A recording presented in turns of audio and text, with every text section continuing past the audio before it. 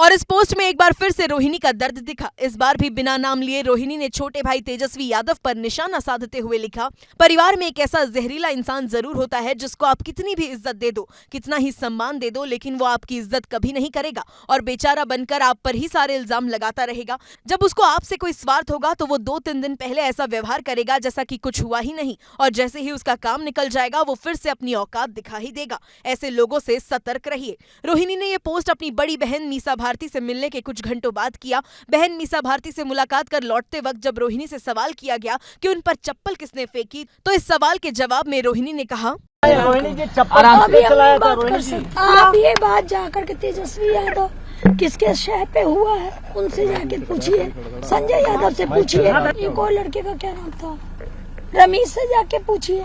लालू परिवार के ड्रामे पर राजनीतिक प्रतिक्रियाएं भी आईं। तेजस्वी यादव का जो दम्भ और अहंकार है वो परिवार को बांध नहीं पाया। बीजेपी के आईटी सेल के चीफ अमित मालवीय ने एक्स पर अपनी पोस्ट में लिखा कि तेजस्वी यादव का अपनी बहन रोहिणी यादव पर चप्पल उठाना किसी भी स्थिति में उचित नहीं ठहराया जा सकता।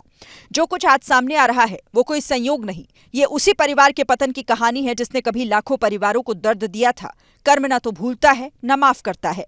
इस मामले पर केंद्रीय मंत्री जीतन राम मांझी ने कहा, बहनों को विशेष करके तरजीह दी जाती है, लेकिन तेजस्वी प्रसाद किस जरूरियत में इस तरह का काम किए हैं ये जांच का विषय है। उस परिवार में बेटी को जो अपमानित करने का काम कोई तीसरा आदमी करे, हमें नहीं लगता है लालू जी इसको सहन करेंगे।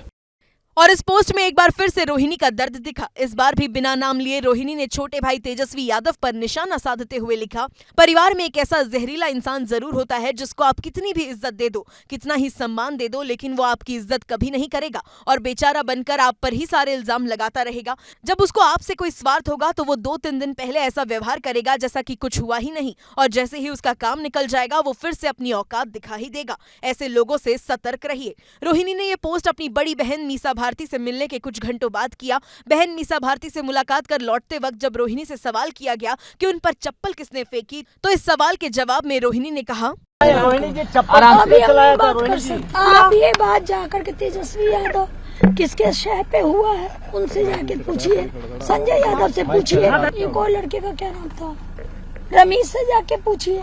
लालू परिवार के ड्रामे पर राजनीतिक प्रतिक्रियाएं भी आईं। तेजस्वी यादव का जो दम्भ और अहंकार है वो परिवार को बांध नहीं पाया। बीजेपी के आईटी सेल के चीफ अमित मालवीय ने एक्स पर अपनी पोस्ट में लिखा कि तेजस्वी यादव का अपनी बहन रोहिणी यादव पर चप्पल उठाना किसी भी स्थिति में उचित नहीं ठहराया जा सकता। जो कुछ आज सामने आ रहा है वो कोई संयोग नहीं, ये उसी परिवार के पतन की कहानी है जिसने कभी लाखों परिवारों को दर्द दिया था। कर्म न तो भूलता है न माफ करता है।